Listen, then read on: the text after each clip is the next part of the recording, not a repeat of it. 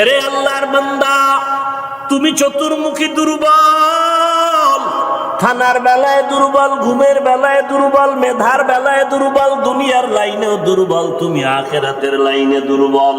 এখন যদি তুমি জান্নাতের পথে চলতে চাও, একা একা চলা যাবে না, তোমার সাহায্য নিতেই হবে। সাহায্য ছাড়া চলার কোনো রাস্তা নাই।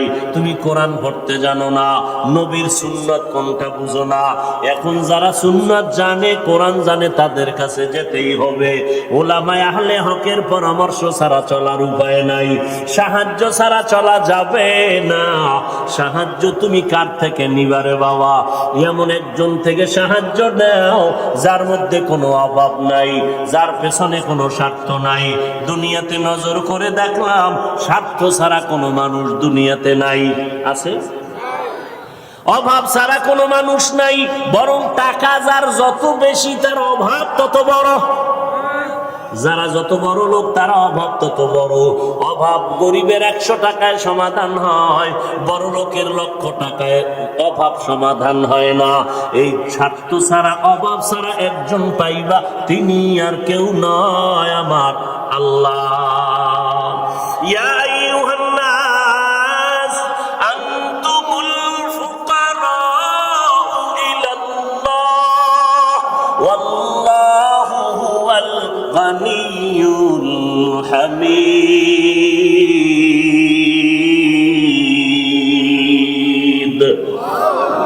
গর্তাওয়াকুল মিকুনি হর সুবহ শাম, মিরাসানাত রিজকে তু আজলা মাকাম। বাহাদুরি করিও না রে বাবা, অন্যের সাহায্য ছাড়া চলা যাবে না। দোয়াও কিন্তু একটা সাহায্য, দোয়াও সাহায্য। সাহায্য ছাড়া চলা যাবে না। মা বাবায় দোয়া করে, এর সাহায্যে আমরা বড় হয়েছি। মা বাবার ক্লান্ত পরিশ্রমের কারণে আমরা বড় হয়েছি, মা বাবার সহযোগিতায় বড় হয়েছি। কিন্তু স্বার্থ ছাড়া জমিনের মধ্যে কোনো মানুষ নাই, অভাব ছাড়া কেউ নাই। যার কোনো অভাব নাই তিনি হলেন আমার আল্লাহ, যার কোনো স্বার্থ নাই তিনি আমার আল্লাহ। এরে বান্দা, নিজের বড় মনে করলে ধ্বংস অনিবার্য। আল্লাহর এক বান্দা বড় আবেদ, আমার নবী সাহাবায়ে কেরামদের ঘটনা শুনাইতেছেন। বড় আবেদ, বনি ইসরাইলের ভেতরে নাম বড়, নাম ডাক বেশি, এত ইবাদত করতেছে। একদিন সিদ্ধান্ত নিয়ে নিল, ঘরের মধ্যে থাইকা ইবাদত একুরেট হয় না, মানুষের সাথে চলাফেরা, মানসিকতা নষ্ট হয়ে যায়। সিদ্ধান্ত নিয়া পাহাড়ের বিকিতে কিনারায় চলে গেল।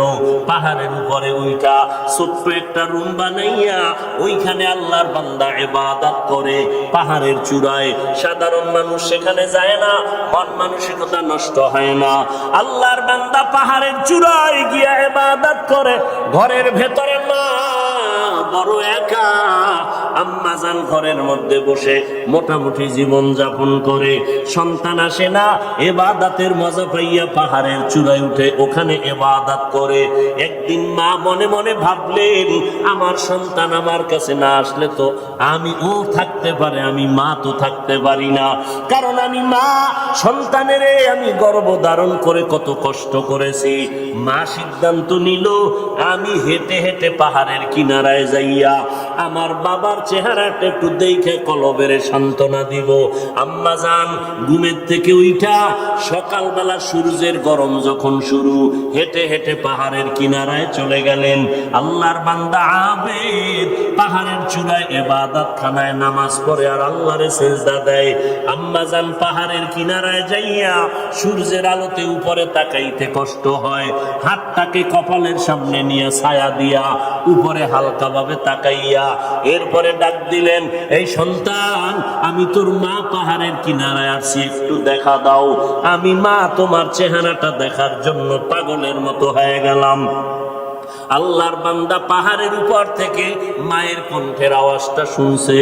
এমন সময় ডাক দিছে মা, যেই সময় আল্লাহর বান্দা নামাজে দাঁড়ানো।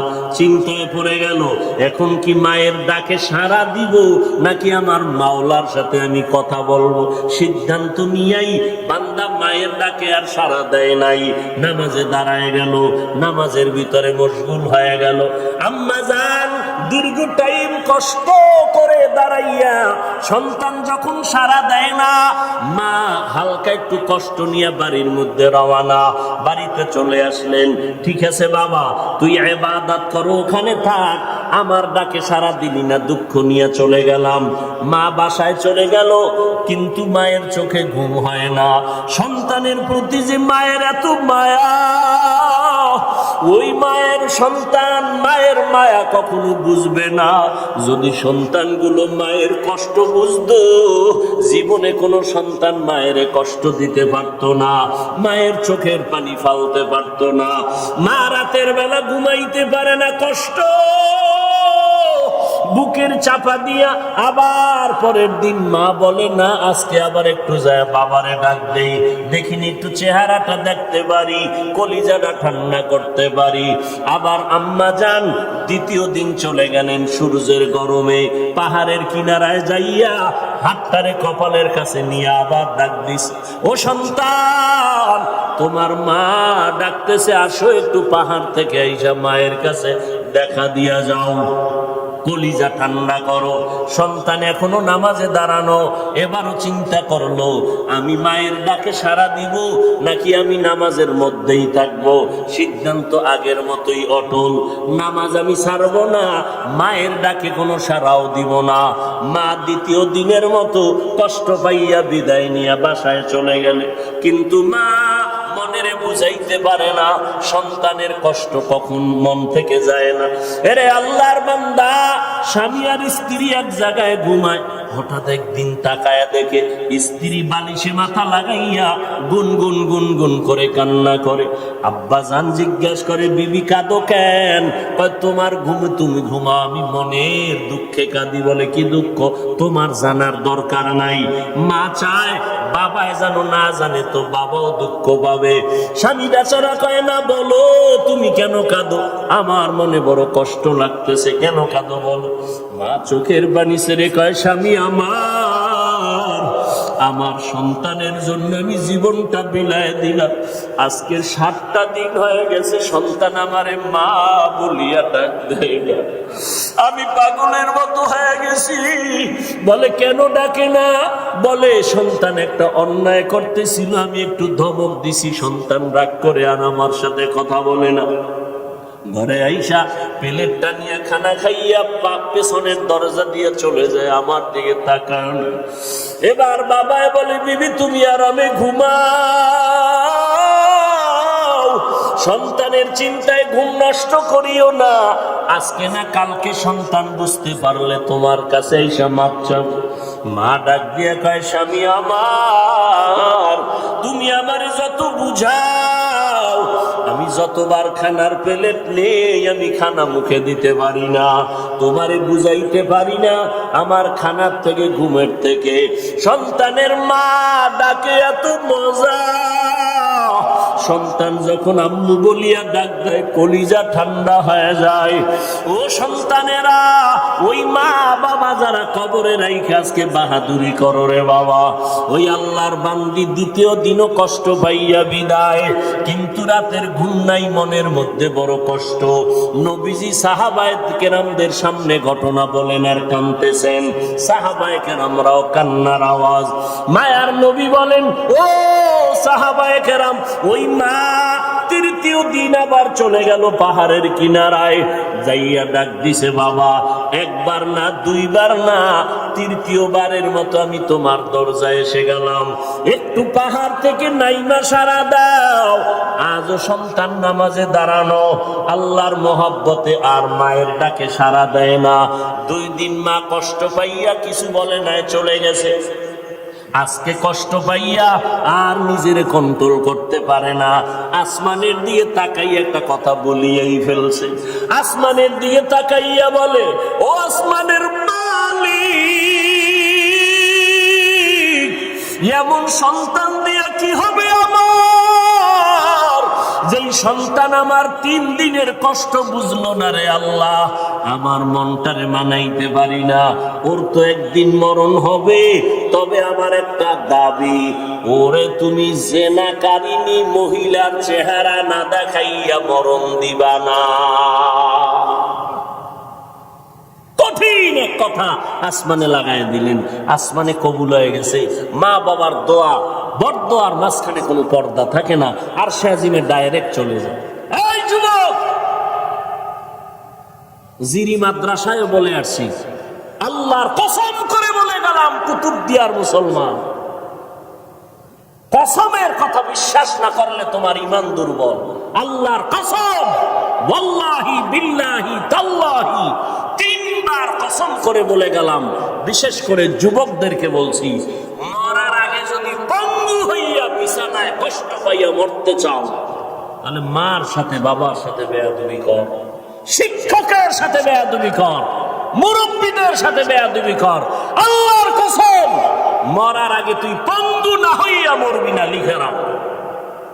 আমার কথাটাকে যদি অবিশ্বাস করো, তোমার ঈমান চলে যাবে, কারণ আমি তিনবার কসম খেয়ে বলে গেছি। এখন তুমি পণ্ডিতেরা প্রশ্ন করবা, হাফিজ সাহেব তুমি মনের রাগে বললা না, তুমি দলিল নাও। ক্বালান নবিয়্যু সাল্লাল্লাহু আলাইহি ওয়া আলিহি ওয়া সাল্লাম, ইসনানি ওয়াজিলুহুম আল্লাহু ফিদ দুনিয়া আল বাগয়ু ওয়া উকুকুল ওয়ালিদাইন, আও কামা ক্বালান নবিয়্যু আলাইহি সালাতু ওয়াস সালাম। আল্লাহর নবী বলেন, দুইটা অন্যায় দুনিয়াতে এমন আছে, যেই দুইটা অপরাধ করলে মরার আগে জমিনে শাস্তি হবে। কয়টা অন্যায়? কি আপনাদের খারাপ লাগতেছে? মোনাজাত দিয়ে দিব? আমার তো কষ্ট, অনেক কষ্ট, মাইকটাও সুন্দর না, তারপর আপনাদের মোহাব্বতে কথা বলতেছি গলা ফাটাইয়া, কি করার। তারপর আপনারা বসলে একটু আমি কথা ফিনিশিং দিয়ে আসতেছি, আর একটু সামনে আগাবো। আল্লাহ সবাইকে কবুল করে। মদিনার নবী বলেন, দুইটা অপরাধ আছে, যদি দুনিয়াতে করো মরার আগে শাস্তি হবে, মরার পরে নয়। এক নাম্বার অপরাধের নাম জুলুম, দ্বিতীয় অপরাধের নাম হলো মা বাবার সাথে বেয়াদবি। যারা মা বাবার সাথে বেয়াদবি করবে, নবী বলেন তাদের শাস্তি হবে মরার আগে দুনিয়ার জমিনে। যারা জুলুম করবে, ওস্তাদের ইজ্জতের উপরে আঘাত করবে, ভাইয়ের উপরে জুলুম করবে, বোনের উপরে জুলুম করবে, প্রতিবেশীর উপরে জুলুম করবে, গরিবের উপরে জুলুম করবে, এই জালেমের বিচার আমার আল্লাহ মরার আগেই করে নিবেন। ও আল্লাহর বান্দারা, মা যখন কথাটা বলেই ফেললেন, আসমানে কবুল হয়ে গেল। কি বরদোয়া করলেন? মা গেছেন, ভুলে গেছেন? জেনাকারিনী মহিলার চেহারা না দেখাইয়া মারবে না। মা কিন্তু কঠিন কয় নাই, যদি কইতো জেনা না করাইয়া মারবা না, তো আরো কঠিন হয়ে যাইত। মা একটু পাশ কাটায় বললেন, ও জেনা টেনা করবে না, কিন্তু জেনাকারিনী মহিলার চেহারা দেখে মরবে, এটাও একটা অভিশাপ। একটু মহিলা দেখবে না, কারণ আমার বাচ্চা তো ইবাদত করে পাহাড়ের চূড়ায়, সে কোনো নারী দেখবে না, কিন্তু দেখতে গেলেও যেন নামাজি না, একটা জেনাকারিনী নারী দেখবে। পুরা বনি ইসরাইলের মাঝে প্রশংসা, পাহাড়ের চূড়ায় আল্লাহর বান্দা এত পরিমাণে ইবাদত করে যে তার ইবাদত আল্লাহর প্রতি এতটা অগাধ বিশ্বাস, পৃথিবীর কেউ তাকে আল্লাহর থেকে বিন্দু পিছপা ঘটাতে পারবে না, গাফেল করতে পারবে না। ওই এলাকার এক সুন্দরী মহিলা, রূপসী, সে কয় এত প্রশংসা তারে কেউ আল্লাহর থেকে আলাদা করতে পারবে না। কয় না, কেউ পারবে না। তাই আমি পারবো না। সুন্দরী মেয়ে বলে আমি পারবো। এই মেয়ে হাঁটতে হাঁটতে ওই পাহাড়ের চূড়ায় উঠছে, উঠা দেখে আল্লাহর বান্দা নামাজে দাঁড়ানো। ওর কামি শুধু আল্লাহর সিজদা দেয়, নামাজে দাঁড়ায়, তেলাওয়াত করে, দিয়ে কাজ চলতেছে, নামাজ আর নামাজ আর নামাজ। ওই মহিলা আল্লাহর আবেদ বান্দার সামনে দাঁড়ালো। যেই সূরাটা ধরলে আল্লাহর বান্দার নজর চলে আসবে, জিনা করার জন্য বাধ্য হবে, এমন কৌশল কোনটা বাদ দেয় নাই মহিলা। কিন্তু তাকায় দেখে আল্লাহর বান্দা একটা নজর কোনো দিকে ডান বাম করে না, নিচের দিকে নজর, আল্লাহর মুহাব্বতের ভিতরে মশগুল। বলবেন মহিলা হাতটা ধরবে না? রে বাবা, এটা সম্ভব না। আল্লাহর উপরে ভরসা কইরা যারা চলবে, এদের গায়ে টাচ করার মতা কোনো বাহাদুরের নাই। যদি হাত বাড়ায় তোর হাতটা সাথে সাথে বাঁকা হয়ে যাবে। ইব্রাহিম নবী বিশ্ব সুন্দরী সারাকে নিয়ে যাইতেছিল মিশরের উপর দিয়া। জালেম বাদশা খবর পাইয়া সুন্দরীর তাইনা নিয়ে আসে। ইব্রাহিম নবী গাছতলায় বয়ে খায়, আল্লাহ আমি না নবী, আমার স্ত্রীর উপরে যদি আঘাত করে চরিত্রের, আমার নবুয়তের হালাত কি হবে? আল্লাহ কয়, হেফাজত আমি করব, তোমার ভয় লাগে? তোমার অন্তর্চক্ষু খুলে দিলাম, ওই বাদশা জালেম তোমার স্ত্রীর সাথে যা করবে তুমি গাছতলা বয়ে সব দেখবা। জালেম মিয়া আসল রুমের মধ্যে ঢুকাইয়া যখন হাত বাড়াইছে, হাতটা বাঁকা হয়ে গেছে, অবশ হয়ে গেছে। একবার, দুইবার, তিনবার পরে বেডি ইব্রাহিম নবীর স্ত্রীর কাছে মাপ চাইছে। মাপ চাই কয়, তোমার মধ্যে এমন কি পাওয়ার, আমি হাতটা আগায় গেলেই বাঁকা হয়ে যায়? এই মহিলা, তোমার মধ্যে পাওয়ার কি? আমার মধ্যে কোনো পাওয়ার নাই, একটা পাওয়ার, আমি আল্লাহর একজন নবীর স্ত্রী। তাই নাকি? বলে হ্যাঁ। কইসা নবী? বলে গাছতলায়। ডাকো, সম্মানের সাথে ডাকো, মাফ করে দাও আমাকে, অন্যায়ের থেকে মাপ চাইলাম। এইবার বাদশাহ ডাইকা নবীরে মেহমানদারি করাইয়া ওই বাদশার এক খাদেমা হাজেরা এরে দিয়ে দিল। ইব্রাহিম নবীর খেদমতে সন্তান টন্তান নাই, শুইনা দিয়ে দিছে। ইব্রাহিম নবী বিবাহের বন্ধনে আবদ্ধ কইরা এরপরে সে 80 বছরের পরে মাওলা একটা সন্তান দিলেন ইসমাইল নামে। তাও প্রথম স্ত্রীর থেকে নয়, দ্বিতীয় স্ত্রী হাজেরা আলাইহাস সালাম থেকে। তো মহিলা পাহাড়ের চূড়ায় উঠা আল্লাহর বান্দার সামনে যত অপকৌশল করার প্রয়োজন করছে, কিন্তু বান্দার দিলকে তার দিকে আকৃষ্ট করতে। এই যুবক, বুঝো কিছু, তুমিও মুসলমান, আর তোমার মন আকৃষ্ট করবে কিভাবে? তুমি আকৃষ্ট আর একজনকে করতেছো। একজনকে করলে তো যে হ্যাঁ একবারের মাইয়ার মন আকৃষ্ট করে বিয়ে করে জীবন চালায়। তুমি করতে করতে 10টা মাইয়ার জীবনের উপরে আক্রমণ করেছো। এর ঝাল আল্লাহ দুনিয়ায় মিটাবে, মরার পরে না। জুলুম করেছো নারীর ইজ্জতের উপরে, বিচার হবে মরার আগে, রসুলের হাদিস। মহিলা এবার সার্থক না ব্যর্থ দেখছেন নি? আপনারা এরকম বেউস, পাহাড়ের চূড়ায় মহিলা কি সার্থক না ব্যর্থ? সার্থক। ব্যর্থ হয়ে গেল, পুরুষের সাথে দুর্বল হয়ে গেল, পারলো না জিততে, নাইমে আসে নিচে। যখন সোজা পারি না, এবার বাঁকা তোরে ঠিক করুন। বাঁকা কি? নিচে নাইমে চলে গেল। ওই পাহাড়ের পাশে একটা বিশাল খোলা ময়দান, ময়দানের ভিতরে একটা রাখাল বকরি চড়ায়। ওই রাখালকে ধরলো, রাখালের সামনে যাইয়া অপকৌশল করে রাখালের সাথে জিনা করেছে এই নারী। একটা ছেলে সন্তান হয়ে গেল। ছেলে সন্তানটা হাতের মধ্যে নিয়া ওই বেশ্যা নারী এলাকায় ঘুরে আর কয়, বাচ্চা হলো ওই পাহাড়ের চূড়ায় আবেদওয়ালা বান্দার বাচ্চা। দেখছেন নি কারবার? ঘুমাইতেছেন আপনারা না? আজ যে ওয়াজ চলে এত পুরানো ওয়াজ, আপনারা সবাই জানেন, ঘুমাইলেই হয়। বাচ্চা কার জানেননি? কার কার? আর মহিলা প্রচার করে কার? আল্লাহ জানেনি। মায়ের বরদোয়া একদিক, ওদিকেও আল্লাহর কাছে কাঁদতেছে। দুই দ্বিমুখী সংঘর্ষ চলতেছে। একদিকে মা কইছে যে না কারিনী মহিলার চেহারা দেখাও, ওদিকেও আল্লাহরে ডাকতেছে যেন ইজ্জত নষ্ট না হয়। মহিলা যখন এই বাচ্চা নিয়ে মানুষের কাছে কান্দে আর কয়, বাচ্চা ওই তোমরা আবেদের, তোমরা যার এত গুণগান গাইছো, ওই বাচ্চা জিনার বাচ্চা, অবৈধ বাচ্চা। মানুষ সব শুই না, যারে এত কলিজা দিয়া ভালোবাসি, তার অবস্থা এই। লাঠি টাঠি নিয়া এবার পাহাড়ে উঠা, আরে ফিডা খানকা টানকা সব ভেঙ্গে যখন আল্লাহর বান্দার উপরে আঘাত শুরু করেছে, বান্দা বলে, তোরা আমার গায়ে হাত দাও কেন? বলে এই খবর। তাই নাকি? বলে হ্যাঁ, আল্লাহর জাতের কসম, আমার দ্বারা এমন কোন অপরাধ হয় নাই। কে বলেছে? আমার এলাকার সেই রূপসী নারী, তাকে ডাকো। এবার জেনাকারিনী মহিলাকে ডাকা হলো। জেনাকারিনী মহিলাকে ডাকার পর আল্লাহর বান্দা আবেদের সামনে জেনাকারিনী মহিলা দাঁড়ানো।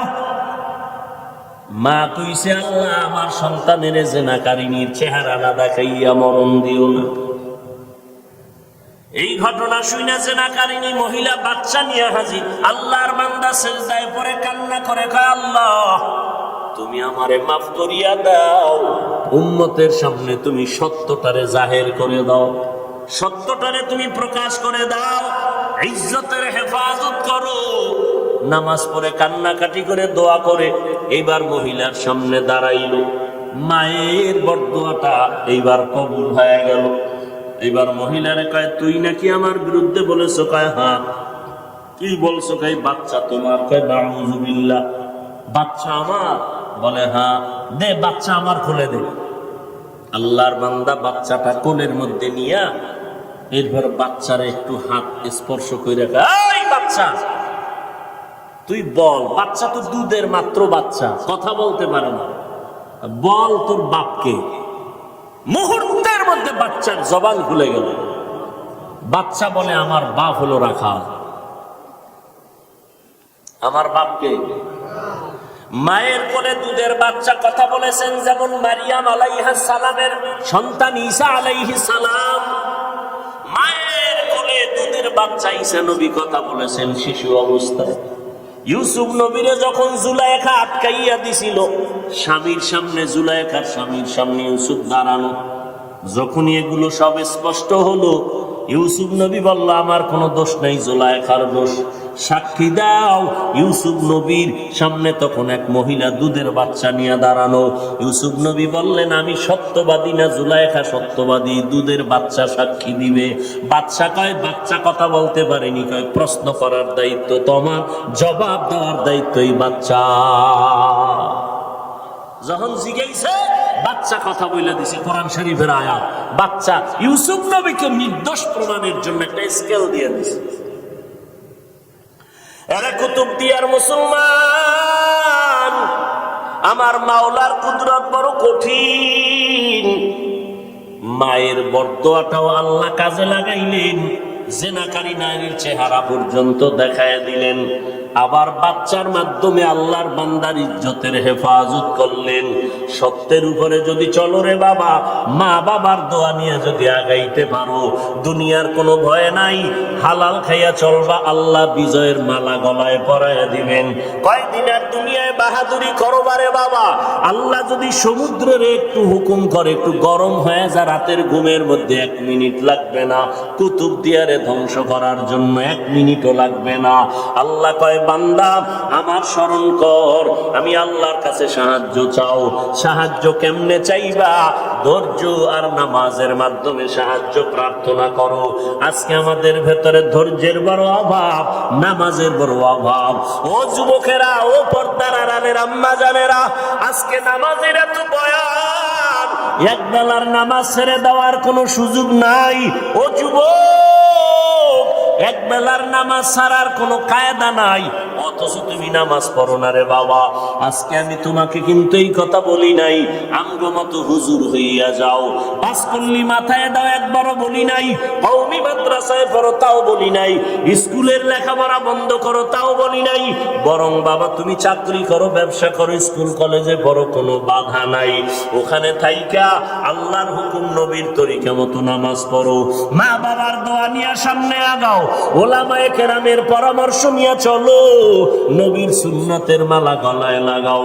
খবরদার, কপাল পোড়া যদি হইয়াই থাকো, তাহলে কিন্তু তোমার কপাল দুনিয়াতেও শেষ, আখিরাতেও শেষ। কিছু কপাল পোড়া এমন আছে, বুঝাইলে উল্টা আমারে বুঝানোর চেষ্টা করে। যদি কই ভাইজান টুপি কেন পরো না, ও তো বলা দরকার ভাই হুজুর টুপি মাথায় দেওয়া দরকার, নবীর সুন্নত। এটা তো কোনো পিসাবের সুন্নত না, নবীর তরিকা। হুজুর আমি পারি না, দোয়া করবেন, চেষ্টা করব। কিন্তু কিছু নেমক হারাম, বেপরোয়া আল্লাহর বান্দা, এদের জবাবটা এমন অহংকারী জবাব। কয় হুজুর টুপি মাথায় না দিলে অসুবিধা কি? টুপির মধ্যেই কি ইসলাম? দাড়ির মধ্যেই কি ইসলাম? পোশাকের মধ্যেই কি ইসলাম? এই রকম বেপরোয়া আল্লাহর বান্দা নবীর দুশমন আছে না নাই? টুপির মধ্যে ইসলাম নাই, দাড়ির মধ্যে নাই, পোশাকে নাই, পর্দায় নাই, হালালে নাই, তো ইসলাম কই? সমুদ্রের তলদেশে। বিনয়ী হয়ে যাও রে বাবা, নিজেরে ছোট বানাইয়া চলো। কোন আলেম যদি বলে বাবা নামাজ কেন পড়ো না, তোমার জবাব থাকবে হুজুর নামাজ অবশ্যই পড়া দরকার, আমি চেষ্টা করি পারি না, একটু দোয়া কইরা দেন সামনের থেকে যেন নামাজ দইয়া ফেলাইতে পারি। বিনয়ের সাথে দোয়া চাওয়ার চেষ্টা করো। অপরদিকে মা বাবার দোয়া নিয়ে আগাও। ও যুবক ভাই, আমি তোমারও সামনে উদাহরণ পেশ করি, সব জায়গায় বলি তোমার মতো যুবক পাঁচ বেলার নামাজ পড়ে এই জমিনের মধ্যে স্কুল কলেজে পড়িয়াও নামাজ পড়ে আছে না নাই? ভাইরা আমার, পাঁচ বেলার নামাজ পড়ে অভাব নাই। তোমার আমার মতো যুবক সন্তান নবীর তরিকা মতো চলে, চাকরি করে, ব্যবসা করে, অভাব নাই। আল্লাহর মোহাব্বত নিয়া আল্লাহর কাছে তওবা করো, তওবার দরজা খোলা। মনে মনে বলো হে আল্লাহ, আর নামাজ ছাড়বো না, বেপরদায় চলবো না, মা বাবাকে কষ্ট দিব না, ওলামায়ে কেরামের পরামর্শ নিয়ে চলবো, নবীর তরিকায় চলবো, ওলামায়ে কেরামের পরামর্শ নিয়ে চলবো, নবীর সুন্নাত মেনে চলবো। আল্লাহর কাছে যদি তওবা করার নিয়ত হয়, খাঁটি তওবা করার নিয়ত যাদের আছে, দুটো হাত আমার আল্লাহকে দেখায়া দাও।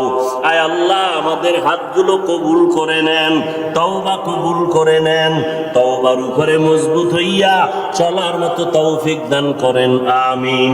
আলহামদুলিল্লাহি রাব্বিল আলামিন, ওয়াসসালাতু ওয়াসসালামু আলা সাইয়্যিদিল আম্বিয়া والمرسلين وعلى آله وأصحابه أجمعين يا أرحم الراحمين।